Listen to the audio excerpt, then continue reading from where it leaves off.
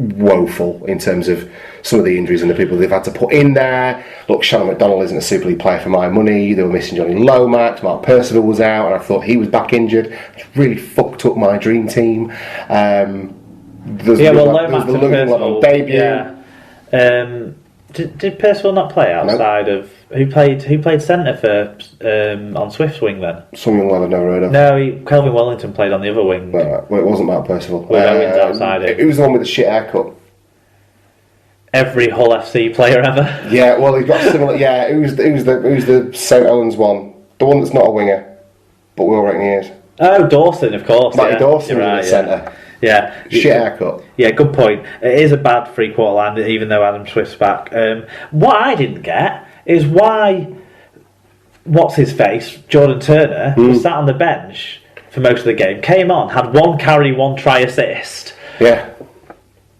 I just think it's like... Don't get me wrong, I don't think he's outstanding, but if you've got... what's the point of playing young Calvin Wellington, no offence to the lad, when you've got Jordan Turner who can play? Unless Turner's carrying a knock, in which case, I don't know. But no, it seems like... Well, it's been out of favour for a while, I thought. Jordan Turner not getting utilised in the centres is like this on-running practical joke that Kieran Cunningham seems to be playing on people, because he did it at the start of the season when he had him in the bloody halves and he had Theo Farsh sat on the bench. So, great player, shit coach for my money. That's the problem at St Helens at the minute, as much as anything else. Yeah, but also let's talk about. I mean, Huddersfield's attacking play. Yeah, was they all clicked, didn't it? It was enterprising. They did score a couple of tries off forward passes. There's no doubt about that. No, yeah. To be entirely honest, it didn't ruin it. No. But it wouldn't have made. They scored enough passes they scored enough tries that weren't from forward passes to warrant winning the game. And I mean, that another moment that'll be replayed forever will be that Jake Connor kick, where he then regathered it and passed it for Aaron Murphy to score. Now, obviously, it was just improvised and a little bit of luck went into it. But hey, for having the sort of gamble to go and do it and for pulling it off, every credit to them. Yeah, absolutely. But it wasn't just that Huddersfield did well. They were running really well onto the ball from deep. I'm thinking of the McGilvery break in the first half that didn't come immediately to a try. There was the Cudjoe break as well early doors when he threw the offload over Hinchcliffe's head. I think that was in a similar pattern of play, but still, those sorts of stuff. They were enterprising. They were attacking. They were throwing the ball around. They were not shackled by their precarious position in the league table. They have to go out and win games, and they've seemed to have taken the right attitude to doing it this week. And you finally saw some attacking rugby league from the Huddersfield Giants, probably helped by having the first choice half-back pairing in tandem for, I think, maybe the second time this season. Not many times. Been a difference as well, hasn't it? But that helped. Hinchcliffe had a strong game, and I've not seen him be influential yet. He had a strong game, and definitely the prop forwards, particularly off the bench, Rapira and Ika Hihifo, they both... Oh, look at that! They both had a really good impact, I would say. Seemed like they were on the pitch forever, because when they were on, they did so well. Kumatai as well, phenomenal this week. Not being as... I really like Kumatai though. Yeah, you do, That's fine. Big fan. Big fan, he played well too. I don't think he was as good this week as he was perhaps previous week. A couple of weeks before. But, having said that, I still think that the whole Huddersfield pack played a lot better, and the backs played a lot more enterprising rugby, and St Helens they don't have enough at the moment. No, they don't have enough. They're not playing well enough. Their big players are doing good stuff, but it's not leading to. It's not leading to. Well, doing good stuff when they're carrying the ball. They're making good yards. Some of the big players, they're doing good things. Even when they've got even more good players in the team, like Lomax and Percival, and they're striking well in attack. They can't fucking defend. No. They really can't defend. It's gone, hasn't it? The last time they conceded less than 30 points in the league, I think, was Widnes when they won. They conceded only 20 points to Salford when they beat Salford 30 points to 20. The last time they conceded less than 20 points was when they only conceded 12 to Widnes, the start of Widnes's bad run on... Crikey. Well, one of Widnes's bad... the early start of his bad Easter. So that's 2 months. 2 months that they've not conceded less than 20 points, and in that time they've been battered by Huddersfield. They've been battered by Hull FC. they're not. They scored. They conceded 30 odd points in a winning effort against the Leeds Rhinos. Yeah. Their defence is just woeful, isn't it? Awful. Okay, so what are the other stats from this game then, Mark? Slightly more errors and slightly worse team tackle success were compounded by 6 penalties conceded to 3 won by St Helens. This was a big factor in Saints' big loss when meter making was very close between the two sides. Better offloading numbers backs up the way Huddersfield played the game. With 9 breaks to 5, you can see where the big winning margin came from too. Jermaine McGilvery 2 tries, 5 tackle balls, 156 metres, 3 clean breaks. Aaron Murphy with a try assist, 148 metres on the other wing. Leroy Cudjoe having a very strong season, 3 try assists and 128 metres, continues that. Mike Lawrence had 41 tackles, 10 of which were marker tackles. For St Helens, Kyle Amor ran for 155 metres. Adam Swift had a try assist and 160 metres. That inside ball he put on for Dawson, actually, that was a really good move. Forge's cut out pass wide and then the back pass back inside. That was something at least for St Helens to enjoy. Jack Owens had a try on 106 metres, and James Roby, who didn't play the full 80 minutes, still managed 40 tackles. There you go. Okay, Tingy Radio got in touch. He says, is Saints' effort the worst Magic kit since that Hull FC attempt a couple of years back? Which was the Hull FC one he's talking about? The Sid Domic drawing one. Right. I didn't mind the Saints one. No, I didn't mind it. Okay. The one I did. The thing is, I liked the Hull FC one this year though. That was really smart, wasn't it? The problem is, I find it difficult to criticise these kits because it's very easy to then have someone turn around and it can be the stick they beat you with. Like, well, I didn't like Salford's kit. Well, that was for a charity, you dickhead, and stuff like that. Yeah, that's the thing. This one was for charity as well. It was as well, yeah. So I mean, I find it hard to do that, but in terms of the actual aesthetics of the kit. I don't think it's as bad as the Saints Holgate Tube away kit. So. No, exactly. Yeah. Exactly. Okay, so there's that answer for you, Tim G. Ty Casfan said Huddersfield showed much more energy and played with freedom. A dominant display against a woeful Saints who gave up too many yards when defending and no cutting edge in attack. KCG Huddersfield. Not heard of this person or persons before. This is the Knitting, Crochet and Crocheting Guild of Huddersfield. This was accidentally tweeted to us by Marie Wright from her other account. That is sensational. Yeah. She thought she caught it and deleted it, but no, I already had it. Do we follow the Knitting, Crocheting and what? Guild? What is it? I think it's Knitting and Crochet Guild. Do we follow them? I don't believe we do. I'm about to make that a priority. Okay, well, let's hear what the ladies at the Knitting and Crocheting group had to say. Very happy with a fantastic win against Saints. The whole team played brilliantly, but my man of the match was Leroy today. Come on, you Giants. Tremendously well-informed bunch of crocheters. Okay, Aidan Stalker said that jersey just sums up St Helens. Shite. Okay, Alan Witts... I'll just go with a really horrible joke. Remind me later on.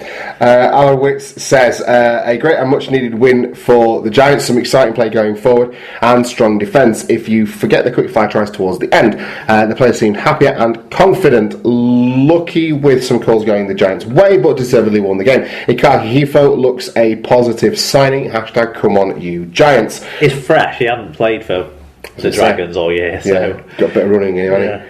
You've got to assume he's been playing reserve grade. Yeah, he will have been. It's not the same. No. It's just keeping your fitness up, innit, that? Yeah, exactly. Okay, Ollie Smith said Huddersfield had finally shown up in 2016. Thought Bruff kicking was good and directed the play well. Diane LBW said that Saints are shit. The end. Bri Davies said great to see the Giants come back in this game. They look too good to finish in the bottom 4 and will probably survive at Widnes's expense. Saints are a dreary side and have done amazingly well to be 5th. We'll know in a year or so if their ineptitude is down to a bad squad, a bad coach. The jury's still out on Kieran. Paul O'Brien said, Saints not at the races today. Great result for Huddersfield. Not looking forward to playing them next week. Paul Lewis says, does anybody have the contact for Kieran Cunningham's dealer? After reading his post-match comments, I'd love £20 of what he's on. Yeah, didn't he say that he saw some bright... He said he wasn't too disappointed. Yeah, he saw some positives in that one. Saw some positives, Jesus Christ. Fucking ridiculous. I reckon you could put our mate Smithy in charge. How can you not be too disappointed at nearly conceding 50 points, getting battered by second bottom of the league, and looking way out of contention, even though they still are. Just like Wigan, I think remarkably, with the terrible attack that Wigan's got and the terrible defence that Saints got. To get back to Paul's point, I'd suggest it's probably because he's on drugs. Wally Frogmore, he says, well, golly gosh, oh darn, bother. Didn't see that coming, kind of glad I didn't make the trip over for that game. He got his Saints shirt through the post a day late, though, to cheer him up. Did he? With Paul Matt, yeah, he had it all decked out with, Eltringham 32 on the back and all done up, and so a day after it was in any way pertinent, it arrived for him. Well, the Steelers are still on for a minute. Yes, it certainly is. It certainly is. Okay, so it's the final game of Magic. Then it was the it was the battle for Hull. Hull FC 28, Hull KR 16. Hull KR made a fist of this in more ways than one. Thank you. More ways than one. Actually, leading 16 points to 14 at one game before FC's class told in the end mark. Yeah, and I mean, I was rooting for Hull KR just because of the table situation, obviously. It would have been nice to have that logjam of all on. To say Wigan were joint top. I see. The worst joint top attacking side that's ever played in the Super League. I would. I just find it hard to get on board with Hull KR, for some reason. I just can't. I don't like them. Yeah, well, this was the game with. Was this the game with the high shot that was on the floor from Scott Taylor that got put on report? Now that was harsh. Yeah, well, the lad stepped in, didn't he? He was already... No, the lad had slipped and was on the floor, and Scott Taylor just sort of fell on top of him in the end, really, and ended up sort of taking his head a bit, but like he was on the floor. But it was also Sean Lund got simbined, rightly so. Yeah. He's been charged, and so has Allgood for his touching the referee. From the one that they thought was a forward pass, which I think was a forward pass. Guy tried to dress it up as momentum. I think it might be a forward pass. But either way, that comes and goes. It's not like Hull KR can moan about forward passes in Magic Weekend games, is it? No. They're never allowed to do that. But really, they tried to make it scrappy. They tried to make it a niggly derby match, and they nearly succeeded. Yeah. But then there was moments of class, especially when Carlos Tumavava came on for Leon Price and really started to flash some skill. That cut-out pass that he threw in the build-up to, I think it was Minicello's break, wasn't it? Did Shaw go off the back of that one? Yes. And also there was a short ball for Minicello, which I thought was questionable, flat, but it was flat. And obviously Mahe Fanua scored a couple of crucial tries in this one. The first try is what put Scoots McKenzie set her all a tither. Yeah, but she was composed again for the end, remarkably, given the way the result came out. I don't think I've ever in my life been so. And I've been at, big Bulls matches and stuff, but I don't think I've ever been so keyed up for a game that the Bulls have played that going in front has caused me to lose consciousness. I think it might have been a combination of all of the things. Yeah. But anyway, because she strikes me as having quite a strong constitution. That's all. Yeah. So Hull, just the classier side that had the better players. Yeah. It was almost as if Hull realised that, hang on, we don't have to get drawn into a fight here. We are actually, by degrees, the better side. Let's just play rugby. Yeah. And when they started doing that in the second half again, they just put the foot down and off they went. When they had the forwards on that were the running forwards rather than the battling forwards as well, that helped. And when they had Watts and Taylor who do carry a threat physically, but they have a touch of class about them that I'm not necessarily sure the likes of Bowden did. And what's his name, Washbrook, when he was on the pitch, he was a bit of a liability for them because he was losing his head a bit. Yeah, I thought he was one that they were getting into the head of on the Hull FC side of things. That's it. But in the end, that went against Hull KR by the end of the game, and Hull FC did well to sort it out. I don't think it was a great game to watch. No, because of all the penalties, because of all the errors, it wasn't a great game to watch. Yeah, but it was fascinating still. It's always a fascinating game to watch in terms of point of game where it could have gone either way, but Hull KR just didn't get the shit together enough with the ball to play well enough at rugby league. I was surprised to see Terry Campese in the side and not go off injured. Yeah, even more surprised with that. Remarkable. Yeah, so well done, Terry. We'll see you in 6 or 7